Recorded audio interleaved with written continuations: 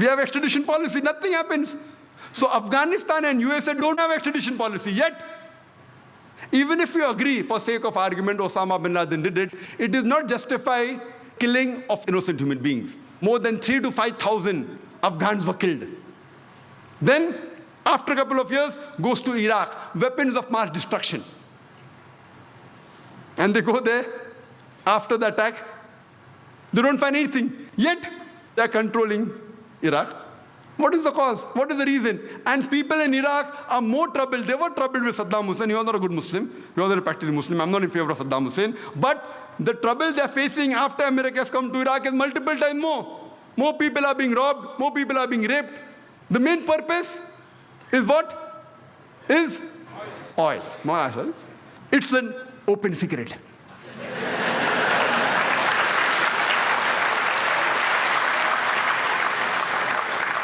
So I told the American Consul General that time that according to me, number one terrorist in the world is George Bush. And I'm a person who keeps on speaking very often. I had gone to Australia just a couple of months after 9/11. It comes as headlines in the newspaper at that time, December 2001. Dr. Zakir Naik calls himself a fundamentalist and says George Bush is terrorist number one. I did not know of any speaker on a public level, I don't know, maybe, who has condemned George Bush as terrorist number one.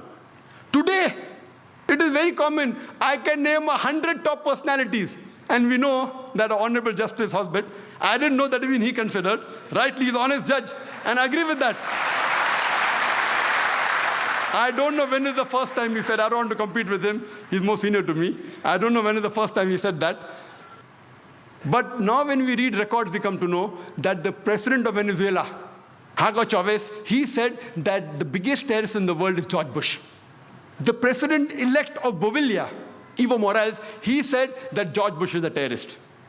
The famous singer and activist of America, Harry Belafonte, he said the biggest terrorist in the world is George Bush. An MP in UK by the name of George Galloway, he said the biggest terrorist in the world is George Bush. And he said that the blood that is there on the hands of George Bush and Tony Blair is much more than the bombers who have done bombing in London. And when you have asked, he said, it will be justified. George Galloway, who's MP in UK, he says, it will be justified that if a suicide bomber goes and attacks and kills Tony Blair without injuring any other innocent human being, that suicide bomber will be justified. Who said that? George Galloway.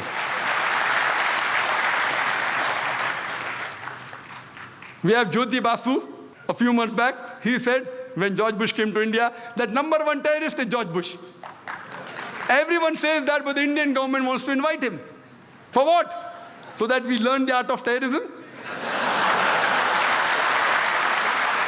Recently, a couple of days back, it was a news article in the newspapers that the Nobel Prize winner Betty Williams, she said that she would love to kill George Bush. She would love to kill George Bush, which I differ.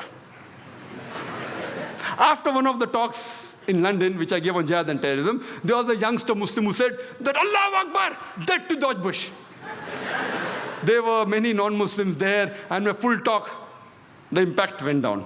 So I told him, if you see the history of a beloved Prophet Muhammad Sallallahu Alaihi Wasallam, Prophet Muhammad, peace be upon him, he prayed to Almighty God. There were two Umars who were staunchly against Islam. He prayed to Almighty God that at least let one of the Umar get daya, they become Muslim, so that there will be a help for Islam. And we know the second Caliph of Islam, Hazrat Umar, radiallahu anhu, may Allah be pleased with him, he accepted Islam. The same way, I pray to Almighty God that at least Almighty God gives hidayah to George Bush. Or at least to one of them, George Bush or Tony Blair. Imagine if there's so much staunch against Islam, if they accept Islam, what will happen?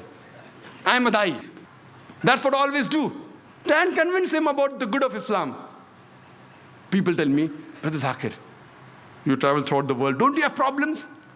Alhamdulillah, summa alhamdulillah, Allah's help. I know many of my colleagues who keep on traveling, they have had several problems. And my appearance, the beard, the cap, and a coat, though I look like a joker, it's a soft target. But with God's grace, with Allah's grace, alhamdulillah, I never had problems. I spent time, many a times, with these immigration and police officers. I was there in New York 2 days before 9/11. I just left New York. I was there for 2 weeks. Alhamdulillah, summa alhamdulillah. Good I left. If I'd been there during 9/11, maybe I would be implicated, possibly. I went to London immediately. And last time I was in USA, though I've been invited several times because of my tight schedule, I was in 2003. I'd gone to Los Angeles to receive an award. Immediately, I was prepared that during immigration I'll be interrogated, the way I look. I'm mentally prepared.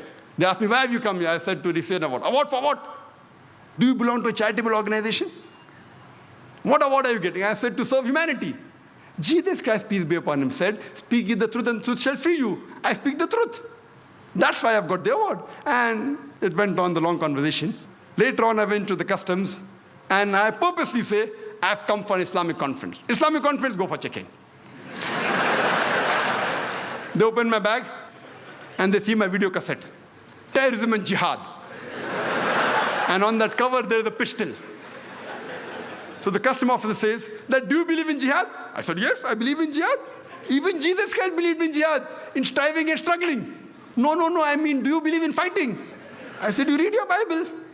If you read the Bible speaks about fighting. If you read the book of Numbers, chapter number 31, verse number 1 to 19. The book of Exodus, chapter number 22, verse number 18 to 20. The book of Exodus, chapter number 32, verse number 27 to 28. And Jesus Christ, peace be upon him, himself said, in the Gospel of Luke, chapter number 22, verse number 36, that take ye the sword and go and fight. So immediately, most of the custom officers, 8 or 10, gathered together, and they started asking, sir, can we ask you one more question? So I just told my host on the mobile that please don't worry, I'm stuck up here, I'm just doing dawah. I keep on traveling, mashallah. I've been to Australia, to UK several times.